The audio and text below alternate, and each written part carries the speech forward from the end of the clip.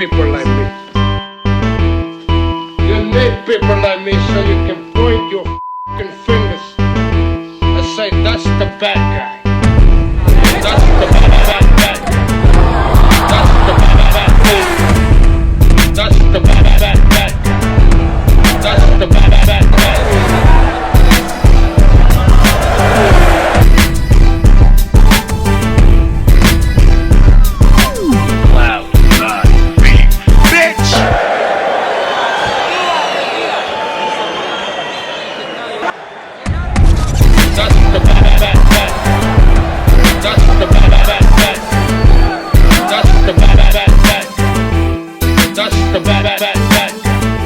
Welcome to the motherfucking relay. We're covering today's top boxing news. Ow! Okay, we'll start with this tomorrow night on the undercard of Sor Rungvisai versus Bam Rodriguez. We're going to be seeing the undisputed women's welterweight title fight between the champion Jessica McCaskill and the challenger Alma Ibarra. I won't lie to you, Jessica could lose this fight. Alma's bigger and younger. About 3 years younger than the champion and several inches taller. You could argue that Alma Ibarra will be the biggest puncher that Jessica McCaskill has faced. She is. In many ways, the biggest woman. And they're both spiteful punchers. What's worked for Jessica McCaskill in the past is overpowering and overwhelming her opponents with physicality and volume. Volume punching, punches in bunches, deep in the pocket. But how's that going to work out against a physically bigger and perhaps stronger opponent in Alma Ibarra, who fought 2 times last year and has already seen action at least once this year, back in April against Laura Ramos, who retired in her corner after just 2 rounds. Both fighters have seen action in the last 12 months. Alma Ibarra fought 2 times last year, once this year, whereas Jessica McCaskill, she last saw action late last year, in December, fought 2 times last year. Neither fighter's got any ring rust they have to shake off. I'm expecting both fighters to be sharp, as there's a lot on the line for the both of them. This is the biggest moment of Alma Ibarra's career, and the rest of Jessica McCaskill's career is on the other side of this fight, what the future might hold. The styles. Jessica McCaskill's style's not hard to figure out. She's your mid-range to inside pressure fighter. You're, according to Hoyle, aggressive pressure fighter. Bully-like style. Rough and rugged, physical. Awkward, though far from cerebral. If there is a cerebral fighter fighting in this fight, it would have to be Alma Ibarra, who isn't necessarily your thinking man's fighter, your thinking man's puncher, though her style is a bit more textbook and a bit more conventional than what you get from Jessica McCaskill. Alma Ibarra likes to inch her way forward behind the jab to let off shots, straight shots, which really are her best punches, her straight punches and her looping punches. I'd wager that Jessica McCaskill is better mid-range to inside than Alma Ibarra is. Alma's best punches are her straight punches and her looping shots. Whereas Jessica's best punches are her bent arm punches, her hooks, her uppercuts, mid-range to inside. The level at which the fighters compete. Which is almost as important as the fighters' base styles. I'd say that Alma Ibarra has the look of a fighter whose base style lives in between the boxer-puncher and the pressure fighter. Jessica's your, according to Hoyle, pressure fighter. Pay attention to that, because that's important, and that could be a determining factor in this fight, as well as what level do the fighters compete. Well, Jessica McCaskill, in spite of not having a whole lot of fights, she's already competed at a much higher level than Alma Ibarra, in spite of Alma being a naturally bigger woman. Don't forget that Jessica McCaskill became the super lightweight division's unified champion by beating the consensus #1 super lightweight at the time, former champion Erica Rios, and she moved on from that, took on another champion in Ana E. Sanchez, unified titles with her, subsequently moved up in weight and upset the apple cart for Cecilia Breakus, the then reigning, undisputed welterweight champion. Jessica McCaskill had every reason to lose that fight, but she didn't. Being honest, she had every reason to lose to Erica, every reason to lose to Ana E. And even more reason to lose to Cecilia Breakus, the then reigning, undisputed welterweight champion, whose reign as champion, that undisputed reign went on uninterrupted for years. So is Jessica McCaskill's reign as undisputed champion about to be interrupted by Mexico's own Alma Ibarra? I think not. I could be completely off base about this. I could be completely wrong. But I'm going with Jessica McCaskill. And I'm going with Jessica McCaskill because you'll notice that Jessica is a smaller target than the targets Alma Ibarra is accustomed to facing. You'll notice that Alma's going to have to punch down to hit Jessica McCaskill. She's gonna have to give up a little bit of height if she means on coming forward the way she characteristically comes forward and steps into her jab. And I could see Jessica McCaskill landing several looping rights, overhand rights, as she hunkers down. Jessica McCaskill likes to slip and slide and roll punches off the shoulder. Roll and ride punches as she closes the gap in order to invade the pocket, and thereby crowd the girl opposite the ring. And Alma Ibarra's no back foot outside fighter. She's no outside jabber. She steps into her jab. The key to beating a really good pressure fighter is alternating between offense and defense. You can't just get stuck on one. You can't spend the whole fight on your back foot expecting to beat a come-forward aggressive pressure fighter because you'll get outworked. But at the same time, you can't sell out and engage every time they want you to engage, because then you're fighting their fight. You're giving them what they want. The key to beating a really good pressure fighter is alternating between offense and defense the way many boxer punchers do. And Alma Ibarra is a boxer puncher, but she's got the tendencies of a pressure fighter. This is where the level at which the fighter operates is most important. This is where the level at which a fighter competes shows up. Is Alma Ibarra going to sell out every time Jessica wants to crowd her, every time Jessica wants to trade punches in the pocket? Or will Alma maintain enough space and give up just enough real estate that she can still get off her shots and do so safely? I'd wager that she's gonna sell out. Yeah, I think she's going to, because Jessica's very awkward. Don't misunderstand me. There's a chance that Jessica loses this thing. There's a chance that she runs into a wall, and that wall's name is Alma Ibarra. And if you want to go with Alma, go with Alma. There's enough reason to do so, but I have the sneaking suspicion that Jessica's ready for this. Jessica, who fights at a slight crouch, dips off to the left as she brings over the looping right, follows up with uppercuts, body shots, and fights at a feverish pace. It's a testament to Jessica McCaskill's eliticism that she can continue to throw punches in bunches well into a fight when most other fighters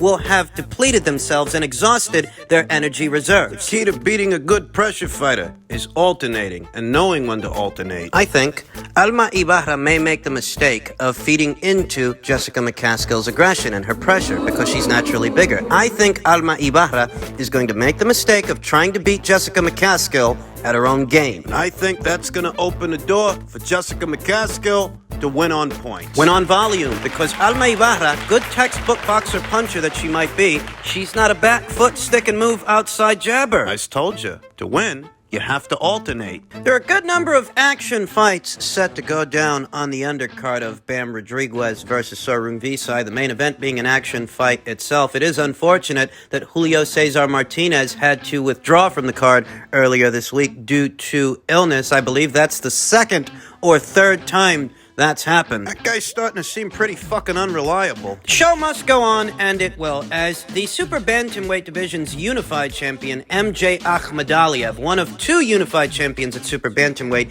he will be returning to action against his mandatory challenger, Ronnie Rios, in defense of his WBA and IBF titles. Ronnie Rios, he's actually got some size on Muradjan Akhmadaliev. Ronnie's statuesque for a Super Bantamweight, standing in at about 5'7". That's big for a 122-pound fighter. That's big for a bantamweight, though Ronnie Rios doesn't use that height and doesn't use that length. No, Ronnie Rios is a mid-range to inside fighter. He's a body puncher. And a physically imposing one. Ronnie Rios, who was last in action in February of last year against Oscar Negrete, who he won a unanimous decision against. That's well over a year ago. It's been a year and some months since Ronnie saw action, whereas Muradjan Akhmadaliev, he was in action more recently. In November of last year, he fought 2 times last year, once in April, then again in November towards the end of the year against Jose Velasquez. He successfully defended the title. Muradjan Akhmadaliev, amateur standout, guy with fancy feet, though not necessarily a physically imposing super bantamweight. MJ doesn't have the most generous physical dimensions for a super bantamweight, if I'm being honest. Decent-sized punch. And because Ronnie Rios gives up his height to trade punches mid-range to inside, go to a guy's body, because Ronnie characteristically gives up his height, I see a situation where MJ Akhmadaliev may be able to come over the top with something hard. Yeah. And connect on Ronnie Rios, who isn't an outside fighter. He's a mid-range to inside guy. A mid-range to inside guy that has been stopped, has been knocked out at least 2 times before. Stopped by Castellanos and stopped by Havanesian. Got 3 career losses. 2 of them came by way of knockout. Could MJ end up knocking this guy out? Well, as stated, MJ does pack a respectable punch, sporting a professional record of 10 wins, no losses, and no draws with 7 knockouts. 7 out of 10. 7 out of 10 times he knocked the other guy out, so he could probably knock out Ronnie Rios. Ronnie Rios that hasn't seen action in well over a year. So that's who I'm going with. I am going with MJ Akhmadaliev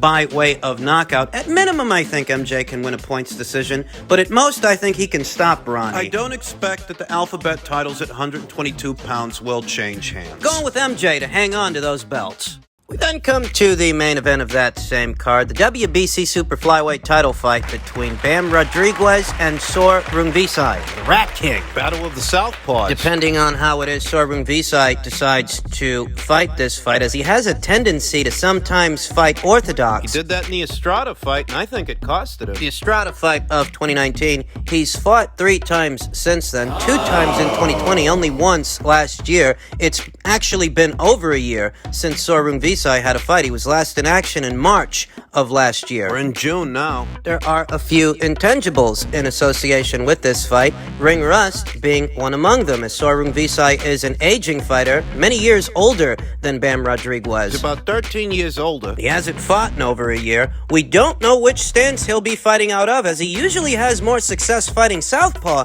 than fighting orthodox, but because Bam Rodriguez is a southpaw, will Sor Rungvisai use the other hand? Will he decide to fight orthodox because Bam Rodriguez is a southpaw? That's yet another intangible, along with ring rust. Yet another intangible is the level of experience. I mean, Bam Rodriguez is sensational, and what he did in his last fight, moving up in weight to take on Carlos Quadras on that kind of notice, it really is something to write home about. But you know that Bam Rodriguez has only ever been 12 rounds once, and that was in his last fight. Before the fight with Carlos Quadras, Bam had never been 12 rounds before. Sporting a professional record of 15 wins, no losses, no draws, 10 knockouts, it's safe to say that some of Bam's power did go up there with him to super flyweight, but I'd wager that the edge in power overall, it still has to go to Sor Rungvisai. You know what they say, power's the last thing to go. Power. A fighter's power is the last thing to go, but his legs, that's the first. And I think in this fight, that's what's going to be the difference. I think that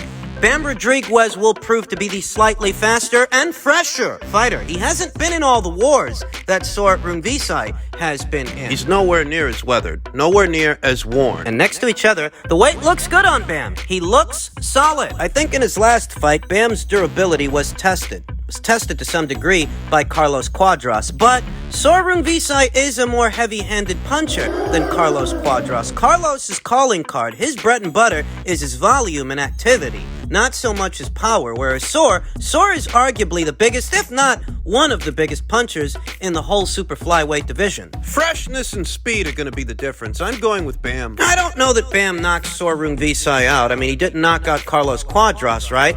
But I do think that he can beat Sor to the punch. I think that he will have a noticeable speed advantage. And because Sor Rungvisai's been out of the ring for over a year, I don't think that helps the situation one bit. I like Bam's combinations, the punches he decides to put together. I like his straight left hand, and for this fight, what I really like are his feet. I told you, power's the last thing to go, but a fighter's legs are the first. That counter uppercut from the Quadras fight is fresh in my mind as the counter uppercut he dropped Quadras with in the 3rd round. That counter uppercut was made possible by the pep in Bam Rodriguez's step, shifting his weight, getting to the side of Carlos Quadras and unleashing that uppercut that dropped Carlos on his back pocket and sat him on his back pocket. I'm envisioning several situations just like that one in this fight. Sor Rungvisai may have experience and maybe even power on his side. He may have the edge in those areas, but speed and freshness, explosivity, that's going to go to Bam, and that's what I think is going to make all the difference in this fight. I'm going with Bam Rodriguez to win a points decision in this match. I don't know that he can stop Sor Rungvisai, but I do think he can outwit him. We'll find out what happens and what shakes out tomorrow night. Finally, in men's super featherweight news, Sor Stevenson versus Robson Conceicao is reportedly closing in on a deal as a defense of Shakur's WBC and WBO super featherweight titles on September 23rd in New Jersey. What do I think about this fight? Stylistically, it's not an attractive fight, if I'm being honest, and that's nothing against Sor Stevenson. But it's pure boxer versus pure boxer. That's what both Sor Stevenson and Robson Conceicao are. Economic, hit and not get hit outside fighters, outside jabbers. They're not the kind of guys that go in there looking for a knockout, looking to mix it up deep in the pocket. They're both pure boxers, and one of them just so happens to be better with that base style than the other. And that's Shakur. And unless one of these two boys decides to break character, what you're looking at is a thinking man's fight involving two thinking man's fighters. This fight is a byproduct of the Emmanuel Navarrete fight's collapse, because initially, Sor Stevenson versus Emmanuel Navarrete was reportedly in talks to potentially happen in August or September, but that fight fell apart. The Navarrete people, they decided to go in a different direction. It's for this reason that you can't blame Sor Stevenson for what's happening. A fight between Shakur and Emmanuel Navarrete,